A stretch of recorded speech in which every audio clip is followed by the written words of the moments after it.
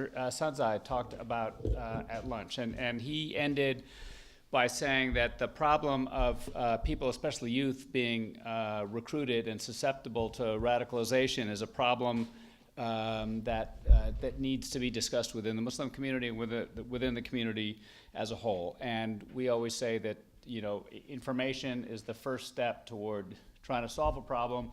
So what this is about is just sort of an awareness briefing on kind of what we're seeing, what the issues are from our perspective. So, okay, so. As parents, we feel. So I'm gonna, so this video, let me just tell you what this is that I start with. This is the mother of a woman, the mother of a man who was arrested at the airport in Chicago on his way to the Middle East to join a terrorist group. And the way this came about is, from the parents' perspective, they had no idea. They got a knock on their door one morning, and there were some FBI agents standing there, said, wanted to talk to them about their children. They said, sure, they're right upstairs, we'll go up and get them. Well, of course, they weren't upstairs. They were at the airport, and their son had already been arrested by the FBI.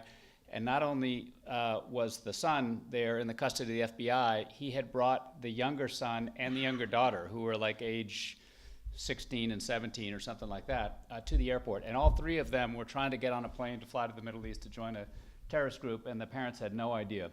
And this is outside the courthouse after the arraignment of the older son. So that's just to give a sense of, and a lot of parents have experienced what this grieving mother is, have no idea what's going on, as surprised as anybody that their children should be caught up in this kind of thing.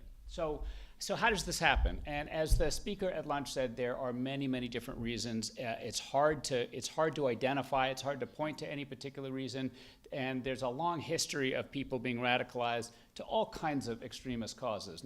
Putting aside ISIS and all that stuff, this goes back, in history, whether it's neo-Nazi groups or the IRA or whatever it is, extremist violent groups have always throughout history tried to recruit people, and a lot of the same sort of psychological and socioeconomic factors sort of come into play all the time. So all types of violent extremism groups, white supremacist groups, anti-government extremists, and Middle Eastern terrorist groups all have sort of some things that are similar in the way that they operate.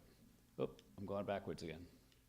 And one of the things that we have learned, sadly, is that lately, one of the things that is very much on the minds of a lot of people, particularly in this community, is that there are terrorist groups in the Middle East who have been able to recruit people, and sadly, there are a very few, but there are people out there who do get seduced by that. And we saw that, of course, in San Bernardino shooting, which is what people are very conscious about here. These are pictures from the Tsarnaev brothers in the Boston Marathon. And these are, those examples are particularly shocking to those of us here in the United States, because as the speaker said at lunchtime, generally the Muslim communities here in the United States are quite well integrated, they're moderate, they're mainstream, and so the fact that there are a few individuals out there who can be seduced into committing acts of violent terrorism is quite shocking, and trying to figure out why this happens is the first step to trying to counteract it. Oops, going backwards again. Okay.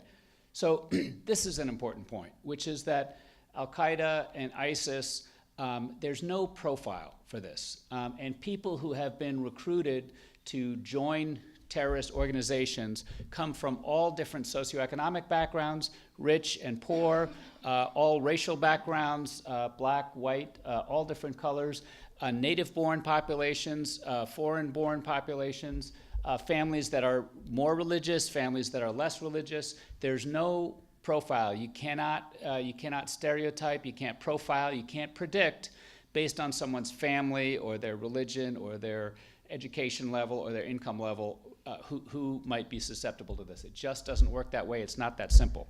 And so the first thing we have to do to be effective is to get rid of stereotypes and get rid of preconceived notions about it, and just recognize that it's a vulnerability that can happen anytime, anywhere, to anybody if the right factors come into play.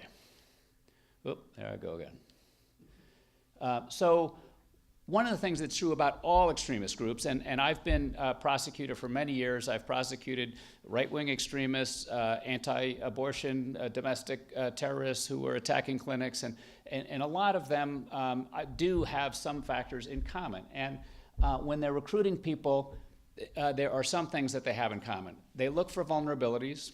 They try to focus on grievances. They talk about, they try to provide a community of interest. I know the speaker at lunch was saying that some of the things that are motivators is that inclusiveness thing. It's the same thing about people who join a gang.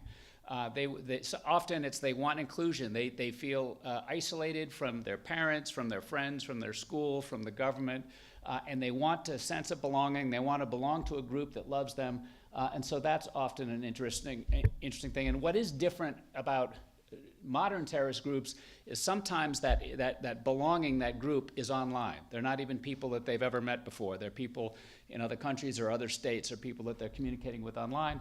And that's what's different about this generation, is people make friends, and they often think they're very close friends with people they've never met. They only know them through their iPhone.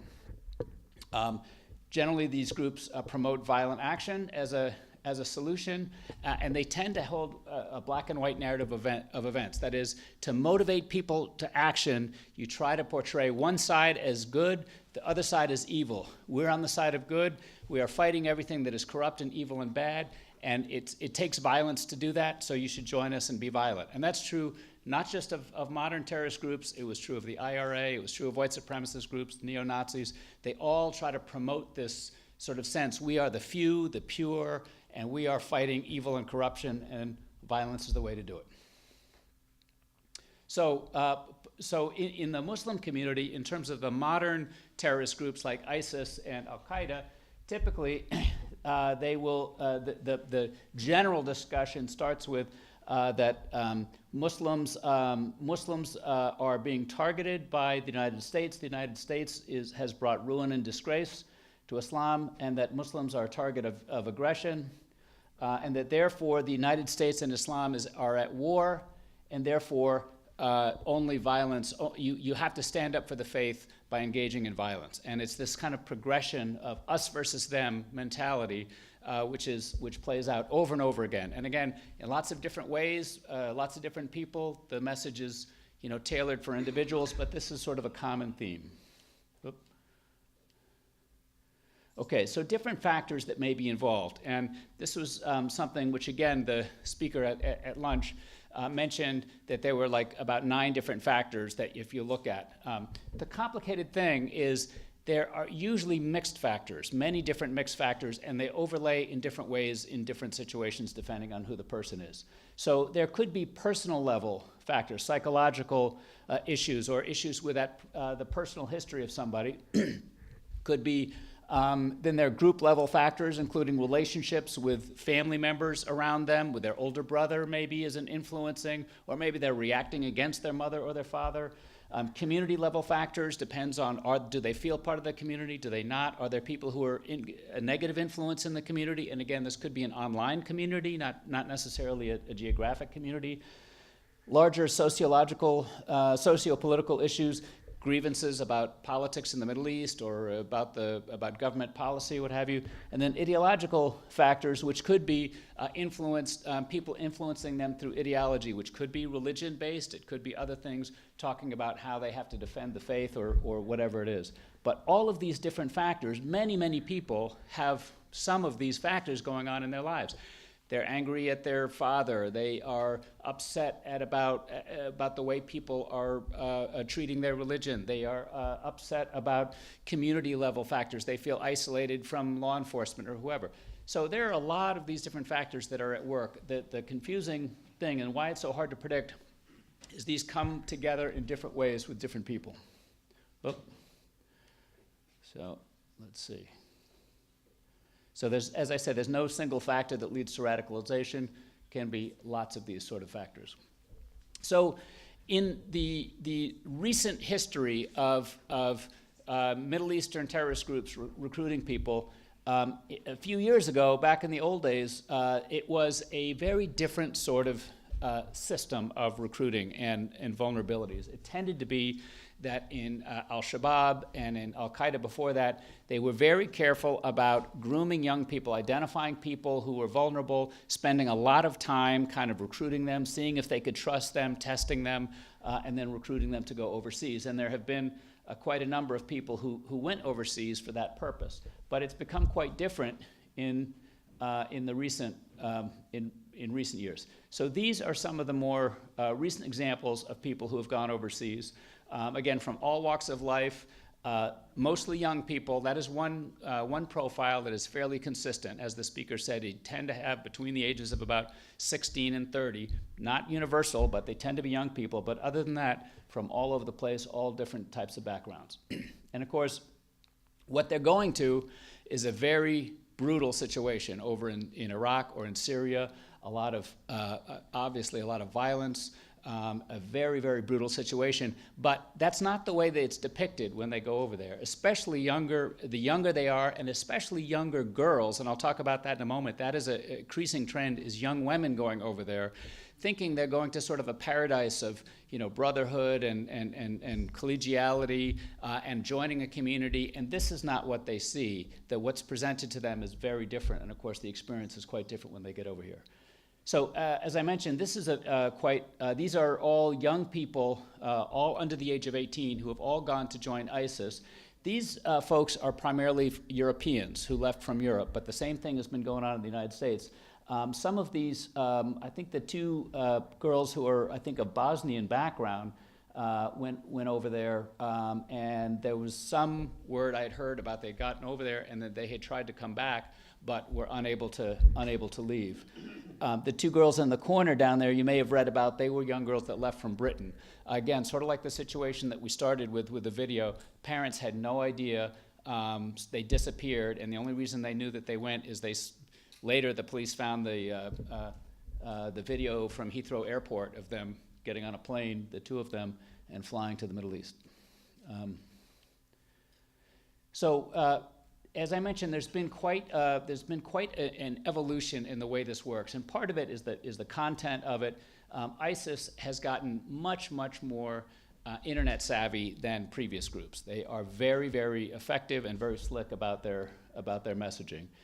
Very aggressive about using social media, and unlike what I was saying earlier about al-Qaeda and al-Shabaab and all these groups who carefully sort of try to recruit individuals, ISIS has a very different approach. They just flood the social media with messages. They just send out, they and their supporters and sympathizers send out tens of thousands of messages every day on all kinds of different platforms.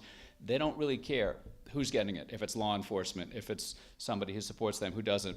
They just don't care. They're a little bit more like the spam approach that was talked about this morning with the internet. They just flood, and if you get 1% of the people to sort of click or to respond, that's a win for them. That's a win. It costs them nothing. So they have sort of an internet marketing philosophy about this, very different from what used to be the case with other terrorist organizations. And they use Twitter, Facebook, Instagram, Kik, WhatsApp. I mean, some of these things, which I wouldn't even know where to find it, but your 15-year-old probably has some of these on their phone, and there are terrorist groups that can reach right into your kid's phone and talk to them through those. So it's pretty scary, and there are new apps that are, as was said this morning, about every 6 months there seems to be some new sort of social media way of communicating, and it's not just other, ninth graders that are on that. This is one, again, 40,000 tweets a day by ISIS through this one app. Okay, so if you're a teenager and you want to go join a terrorist group in the Middle East, you've already been radicalized, you're not going to tell your parents, you can go right online and find instructions on what to do, where to go. They'll tell you how, what to bring, what kind of shoes, where to go, what towns to go to in Turkey. You can find it all. It's like a roadmap to how to get from whatever suburban place you are in the United States to a place in Turkey where someone will meet you and get you across the border. This is a young woman, again, grew up in the suburbs of Birmingham. Her father immigrated here 20 years ago from Yemen, very successful. She was a student at the University of Alabama, a business student. Everyone thought that she was doing very well, very successful, no problems in school. But she was apparently contacted over ISIS, over Twitter by ISIS, and she, in November 2014, fled and went off to ISIS and is still over there as far as we know. She has not been heard from for a long time. Don't even know if she's alive anymore. But her father is quoted saying, I believe she's been brainwashed. She's not that kind of girl. They brainwashed her. So it's just one of those things. Unfortunately, as was said this morning about the internet and apps and all that thing, it's a big generational divide. There's a whole world of communication going on in a younger generation. Parents have no idea. They're not into it. They don't use it. They don't follow it. They don't really know what's going on. And that can create this kind of a gap when younger people are having this whole conversation with groups in the Middle East that don't really have their interests at heart. And you know, brainwashing is kind of an old-fashioned term, but they can seduce people into thinking they are going and joining a pure, wonderful thing. They're standing up for their religion. Everything in the West is corrupt and bad. And when they're young and impressionable and they spend a lot of time communicating and it sort of gets reinforced to them all the time, that can happen. So I'm going to finish with this story.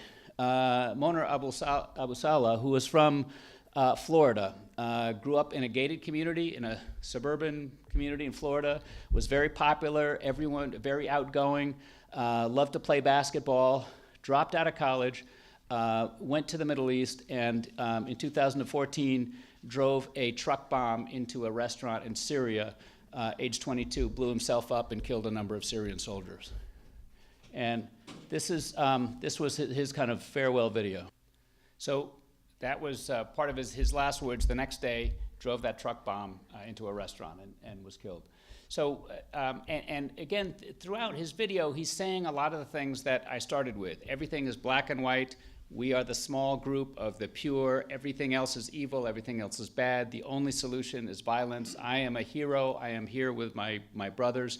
So this is the kind of philosophy that people can be susceptible to. And again, my point is just to alert people to kind of what's going on. This is what we're seeing. We're seeing a lot of it. We see it right here in California. It's more common than you would think. Fortunately, not nearly as many people have gone over to the Middle East from the United States as has from Europe, but there are a lot, for every one person that goes on over, there are a lot more who are thinking about it, who have gotten this information, who are weighing and thinking about it. And a lot of, I think, counteracting this is getting people outside the bubble and the sort of echo chamber of the internet and talking to other people, you know, getting involved in things, making sure that their life isn't just black and white, just good versus evil, and more engaged with the surrounding community and not just with their online community. So what I was trying to stress is how ISIS, in many ways, they're using new technology, but age-old sort of a way of seducing people. But their particular sort of warped ideology is one of the things that's so scary about it is what we used to call a millenarian, end of times sort of philosophy, and they are trying to get the military, the Western forces to come into the Middle East because they believe that there's going to be an Armageddon, there's going to be an end-of-time battle between good and evil, and there will be a few survivors.